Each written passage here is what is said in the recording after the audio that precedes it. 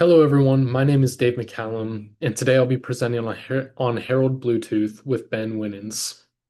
I'll be covering his brief biography and his major life accomplishments and events.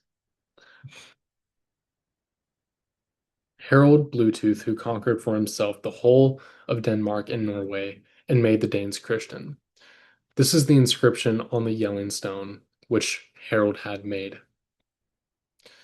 He lived from 910 to 987, ruled Denmark from 958 to 986 AD, and converted to Christianity in 960. Harold's inscription on the Yelling Stone is surprising when considering how he came from a heathen culture and family. Before talking about Harold, I'll describe his family. His father, Gorm the Old, was also known as Gorm the Sleepy or Gorm the Worm, and was your classic pagan Viking as we've come to know throughout our course. Gorm devoutly and violently worshipped the Norse gods of Odin, Thor, and Frey. He claimed to be from the line of Ragnar Lothbrok and began his career as a Viking sea king who led raids in the summers. Gorm grew into a successful sea king by doing what Vikings do best and meddling in conflicts between rulers and using this to his advantage. In the Jutland Peninsula, Gorm killed and conquered petty rulers and brought most of the area under his control. Taking this divided area and uniting it made him the first king of Denmark. Gorm's life and rise of power explains how Harold would be in line to inherit the throne. Gorm's worship of heathen gods, combined with his powerful German Christian neighbor south of him, made him distrustful and aggressive toward Christians. This was because Louis the Pious, who lived the century before, stirred up a movement of Christian missionaries and influence. This was a problem for Gorm because he knew that these Christians could lead to political interference with his rule. He was justified in his concerns because early in his career, a German army was sent over the Dannevirke and he was forced to acknowledge King Henry the Fowler as his overlord. Gorm continued his raiding throughout his life after this, but he avoided German areas. Henry the Fowler's successor, Odo the Great, only added to the tension that existed between Gorm and the Germans. With his increasing power and territories and the desire to convert the Danes, he was a great threat to Gorm. While Gorm was raiding northern France and the British Isles, Harold stayed home with his mother Thyra. Thyra was a powerful and respected woman who led the Danes in defending their territory from German invasion. Thyra is a complicated character to look at. She was pagan like her husband and fought against the German Christians, yet her reputation with Christians was better than Gorm's. Thyra may have been exposed to Harold to Thyra may have exposed Harold to some elements of the Christian faith early on. Whether that part is true or not, we know that Harold's main influences were heathen, and he himself would worship the heathen gods until his conversion in 960 AD. It is said that Gorm died from a broken heart after his wife died, and his favorite son Canute was shot in the back with an arrow. With Canute and Gorm dead, Harold Bluetooth would take the place of king. Although, yeah, so now we're moving on to major accomplishments and his major events throughout his life. And although Gorm was the one who fought off petty rulers to become the first king of Denmark, it was ultimately Harold who would create the Danish nation by uniting the Jutland tribes together with parts of southern Norway and Sweden. And perhaps the most important and shocking event in Harold Bluetooth's life was his conversion. As we discussed earlier, Harold was a pagan. He was raised by devout worshippers of the Norse gods. We also know the Danes were heathens. This worldview would have been ingrained into Harold his whole life. As a king, he would have been pressured and expected to lead with this faith held by his father and his culture. Harold's conversion happened from a debate between members of the court and a German missionary named Poppo regarding the power and nature of different gods. The Danes argued that Christ was one of many gods and that he was not as strong as gods like Odin and Thor. Papo said that Christ was the only true God and that all other ones were either demons or fake. This debate grew heated and swords were eventually drawn.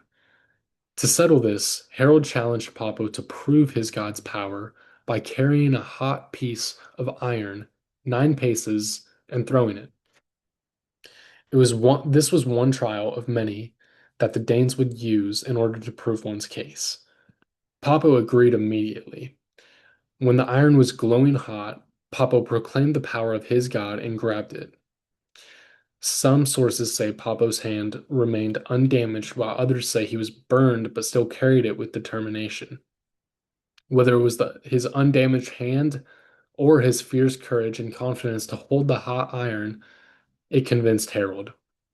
Papo then baptized Harold, and the heathen king converted to Christianity right there.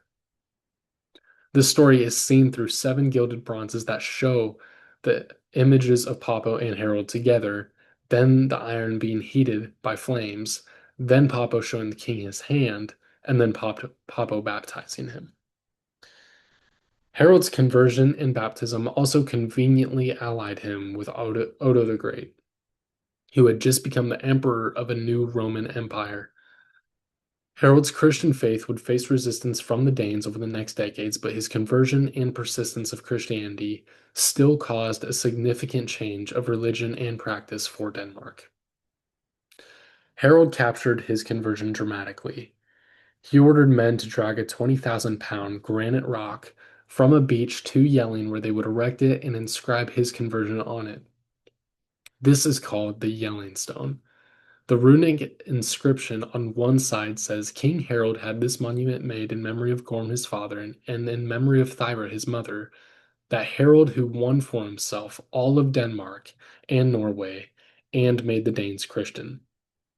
The decorations carved on this stone have been estimated to have taken a year to complete. Another side shows an entanglement between a snake and a lion, with the snake wrapped around the neck of the lion. This may be a sign of religious syncretism going on at the time between these clashing cultures, combining the Christian lion with the Midgard serpent. The third side shows Christ with his arms extended and what looks like branches looped around his arms. This victorious and fierce depiction of Christ contrasts the usual scene of Christ's death on a cross. This may have been a result of Christian missionaries who chose to communicate Christ's power rather than his suffering to appeal to a warrior society. The Yelling Stone is regarded as one of the most remarkable Viking Age documents we have today. Another one of Harold's greatest accomplishments was building a massive bridge that allowed his military to transport over the marshy grounds of the Jutland Peninsula and into the markets of Hamburg year-round. Prior to this, travel was extremely difficult. Armies would have to travel by boat, or they would take detours around the marshy land, which would take much more time. Harold's solution to build this bridge was a demonstration of his power. He cut down entire oak forests to provide timber for this project. The result was a bridge over 1,000 huge posts and was over a half-mile long, 20 feet wide, and could support between 10 to 12,000 pounds. Harold's men built it so accurately that the entire length is within 5 centimeters of its center line. Because of the terribly wet and muddy land, this bridge wouldn't last long. At most, it's expected to have lasted 5 years, but it did show his power to his people and to potential threats at that time. This was something no one during his time or before him had been able to do in Denmark. Speaking of his power, Harold also provided successful help to his neighbors on several occasions.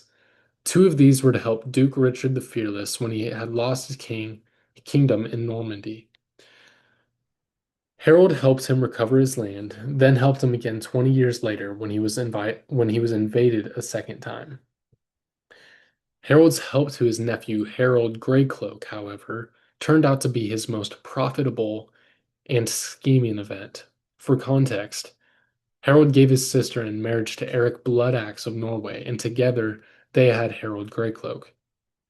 Later in Eric's life, he was overthrown and exiled by his half-brother Hakon the Good. When Harold Greycloak grew older, he traveled down to Harold Bluetooth to request military aid and retake Norway. Bluetooth agreed and helped him take the crown, but on the condition that he would be overlord over Greycloak.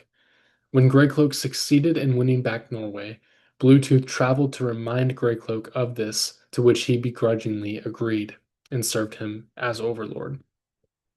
As Greycloak would later increase in power and lessen independence on his uncle Bluetooth, Bluetooth grew concerned about his power and had him assassinated. Throughout Harold's reign, he made payments to Odo in Germany, but when Odo died and his son Odo II took his place, Harold decided to test the new leader's strength. He refused payment and invaded lands south of Eider. Odo II beat Harold with greater resources and military power, and Harold was forced to sue for peace. This defeat marks the downfall of Harold's life. The king of Norway had seen Harold's weakness through the loss and rebelled against him. Just as Harold was recovering strength and about to take another attack to the Germans, his oldest son, Sven Forkbeard, betrayed him. Harold was forced to flee and go to his stronghold in Jomsburg with some of his most loyal men around him. A few days later, Harold died from a skirmish outside the gates of the stronghold. When looking at Harold Bluetooth, one thing that stands out right away is that he was not a typical Viking leader. When most people think of Vikings, they think of raiding, fighting, and chaos, but Harold was way different. He focused more on building a strong and stable kingdom rather than gaining power through violence. In a way, you could say he was more focused on the future of his country than just short-term victories. Instead of asking, how could I win this battle? He was more focused on, how can I make my kingdom stronger and better every day? And I think that's what separates him from the rest of other Viking leaders. One of his main traits was that he was very strategic. He didn't just make decisions, he thought about long-term effects of his actions. Instead of constantly attacking other places and other kingdoms, he focused on strengthening Denmark from the inside. He understood that having a strong, organized country would make him more powerful in the long run than just constant fighting all the time. He also seemed to understand that power wasn't just about force. It was about control, stability, and influence. That kind of thinking shows a level of intelligence that goes way beyond just being a warrior. It shows that he was thinking like a ruler and not just like a fighter. Another important trait was that he was a unifier. Before Harold came to power, Denmark was divided into many different regions, each controlled by different leaders. This meant there was a lot of conflict and competition for power and a lot of war. Harold worked to bring all these groups together under one rule. This was a big deal because uniting a country is not easy, as we see nowadays. Even back then, it was the same. People don't like giving up power, and the different groups often have different interests. But Harold was able to bring them together, which made the country more stable and way more organized. It also helped create a stronger identity for Denmark as one kingdom instead of many smaller ones. Along with that, Harold was also very adaptable. One of the biggest examples of this was his decision to actually convert to Christianity. At the time, most Vikings followed traditional Norse beliefs like we learned about in class, so this was a huge cultural shift. But Harold didn't just make a decision randomly. It gave him a political advantage. By becoming a Christian, he was able to build better relationships with powerful Christian nations, like the Holy Roman Empire.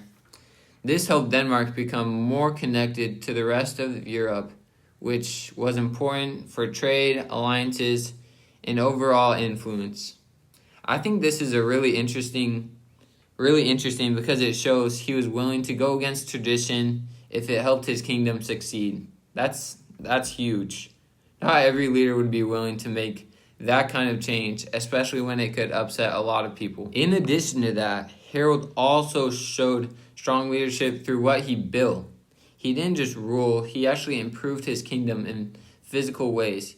He built roads, forts, and many different structures that helped both defense and trade. One example is the Trelleborg Fortress. I'm probably butchering that, but yeah, which was designed in a perfect circular shape. That kind of design required planning, organization, and really skilled workers. It shows that Harold wasn't just leading people, he was organizing large groups and thinking about how to protect and strengthen his land. He also built monuments like the Jellingstones, which were used to show achievements. And these stones are important because they tell the story of Denmark becoming united and Christian. It's kind of like an early version of recording history for everyone to see. Even though Harold focused on building and leadership, he was still a Viking king in the end. He used force when necessary to protect his land and to protect his rule. Leadership at the time often required both intelligence and strength, and Harold for sure had both from what I learned. At the same time, his leadership wasn't perfect toward the end of his life. His own son rebelled against him. This is important because it shows that not everyone agreed with his decisions. Some of his changes, especially converting to Christianity and centralizing power, may have caused tension among his people. Because of these traits, Harold Bluetooth left behind several positive impacts. One of the biggest was uniting Denmark into a single kingdom. This made the country more stable and reduced conflict between different groups. Stability is important because it allows a country to grow, develop, and become stronger over time. He also helped Christianity come to Denmark, which connected the country to the rest of Europe. This made it easier to form alliances, participate in trade, which helped Denmark's economy and influence grow over time. Another important part of his legacy is the Jellingstones, as I mentioned earlier. They act almost like Denmark's birth certificate, showing when the country became unified and Christian. I think this is really interesting, and that's something that built so long ago, and we can still understand what it is in history today. This suggests that even though he made strong decisions, not all of them were accepted by everybody. One thing that I found really interesting is that Harold Bluetooth is still remembered today in a surprising way. Modern Bluetooth technology is actually named after him, which I was just mind blown because I never thought of it. Just like Harold united Denmark, Bluetooth connects devices all around the world like phones, speakers, computers. The Bluetooth symbol is even based on an ancient Viking ruins that represents his initials. I thought that was really cool because it shows how someone from over 1,000 years ago still has an influence on modern technology today. That's insane. Another interesting detail is that the nickname Bluetooth may have come from a dark or damaged tooth. Although historians aren't completely sure, it's kind of funny to think that a nickname like that ended up being used for something so modern that we use today. Overall, Harold Bluetooth was a complex leader. He was both a builder and a warrior, and he was smart. And his decisions had both positive and negative effects. He helped unite Denmark, strengthen it, and connect it to the rest of Europe. At the same time, his changes caused some conflict along the way and led to the loss of older traditions. In the end, Harold Bluetooth wasn't just a typical Viking. He was a leader who changed the direction of his country. His impact lasted far beyond his lifetime, and it is still remembered today in modern history and in technology. Thank you.